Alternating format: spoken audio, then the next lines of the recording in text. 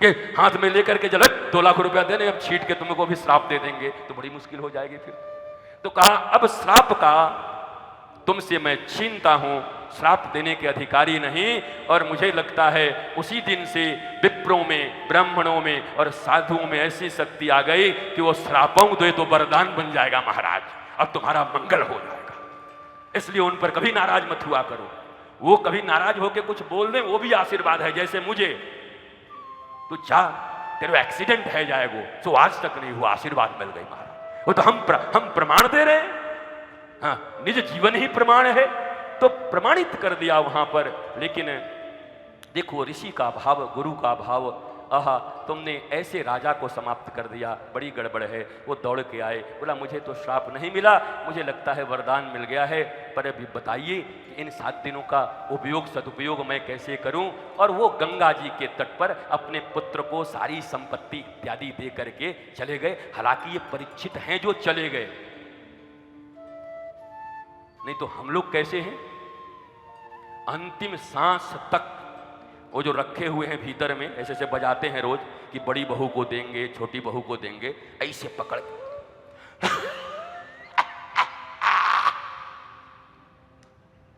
हम नहीं जाएंगे।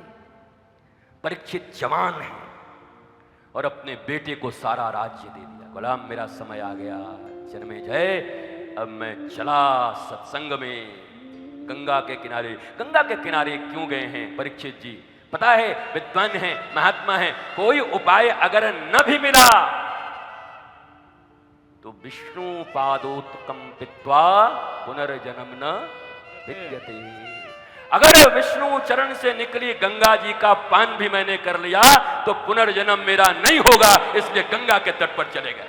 न मिले कोई ऋषि, न मिले कोई महात्मा, न मिले कोई कथा, लेकिन गंगा जी के तट पर पहुंच गए परीक्षित।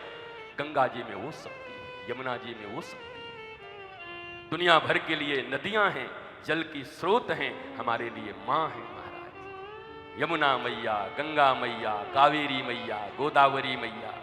अभी ये इतनी यमुना जी बढ़ गई कि आश्रम तक आ गई। हमारा आश्रम बहुत दूर है, तो एकदम आ गई द्वार तक। और तब मेरा उठना भी कठिन था, मैं उठ के चल नहीं पाता था, गंभीर शारीरिक बीमारियों से ग्रसित था। पर उस दिन सुबह सुबह प्रातः हम कि यार यमुना जी द्वार तक आ गई, मैया यहाँ तक आ गई, हम इतना भी नहीं उठ सकते, चल उठ के चलते हैं। एक व्यक्ति महाराज टॉर्च इसको मोबाइल का टॉर्च जला के गया और जा करके वहाँ उनको नमन करके प्रणाम करके आए। फिर संध्या को उनकी दिव्य आरती की। और बड़े आनंद की बात सुनो, लोग कहते थे अभी कम से कम बढ़ेगा और 15 दिन और रहेंगी। महाराज मैंने जीवन में ही अपना मंगल और यमुना जी के पुण्य का प्रभाव देखा। आरती भई और 2.5 घंटे के भीतर यमुना जी वापस चली गई। महाराज हमको लगा जैसे एक मरते हुए जीव को प्राण देने के लिए, संजीवनी देने के लिए मां द्वार तक आ गई।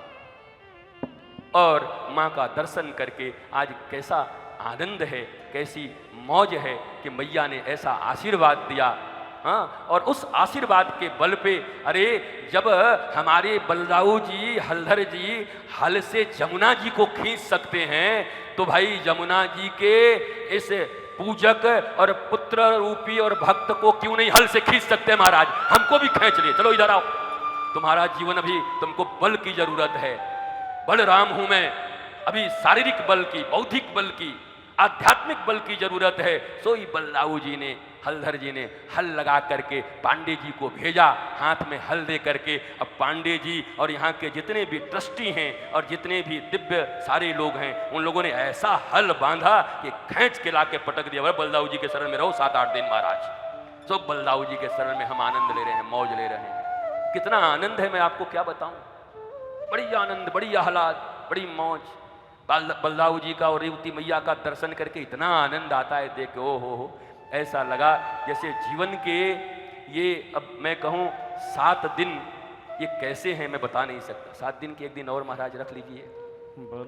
हल षष्ठी के दिन भी कुछ हल में जोर लगा के रखे रहिए कि टान के, ऐसा नहीं कि धक्का दे दीजिए कि तेरे काम है गो बाबा और निकल दो 7 दिन में, ऐसा मत कर दियो भाई।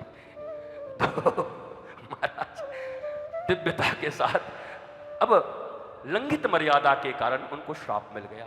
परंतु वो पहुंच गए गंगा जी के तट पर। अब गंगा जी के तट पर देखो कौन कौन लोग हैं। वशिष्ठ, शक्ति, पराशर के पुत्र पराशर जी भी हुए उपस्थित हैं, पराशर जी भी हैं। अब हमारे धर्म शास्त्र में हमें थोड़ी सी व्याख्या करने का समय नहीं है। पराशर जी, सत्यवती, इन सब को हम समझते क्या हैं? हम एक साधारण स्त्री पुरुष की तरह अपने पुराणों में, अपने शास्त्रों में लिखे हुए पात्रों को किस रूप से लेते हैं? पुरंजन का उपाख्यान है, पुरंजन था कि नहीं था, पुरंजनी थी कि नहीं थी, ये जो आत्मदेव और ये सब धुंधली हैं, ये सब हमारे शरीर के ऊपर, मन, बुद्धि, इनके ऊपर सब कुछ दिया गया है। हम जाकर फंस जाते हैं राजा रानी में। ऐसे कैसे हो सकता है? अच्छा ऐसे कैसे हो गया? वो ऐसे कैसे जन्म ले लिए? अम्बे अम्बालिका को ऐसे कर दिए, दासी पुत्र कैसे हो गए? अच्छा पहले भी ये सब होता था। कहाँ बुद्धि तुम्हारी खराब हो गई है? शास्त्रों का आशीर्वाद प्राप्त करो। ग्लास भर की बुद्धि है और सागर रूपी परमात्मा के कृपा से मिले हुए शास्त्र का तुम परीक्षा लेना चाहते हो, परीक्षा लोगे, परीक्षक बने हो। हमारे परीक्षित जी भी परीक्षक नहीं है, परीक्षित है। परीक्षक बन के नहीं आए हैं गंगा जी के तट। हम परीक्षक हैं, आज परीक्षा लेंगे कि हमारे सांप का उन्मूलन होगा कि नहीं। बिल्कुल नहीं होता। परीक्षित है, परीक्षक नहीं है, और परीक्षार्थी भी नहीं है, दोनों नहीं है। आप भी न परीक्षार्थी बनो, परीक्षार्थी की भी जरूरत नहीं है, न परीक्षक बनने की जरूरत है।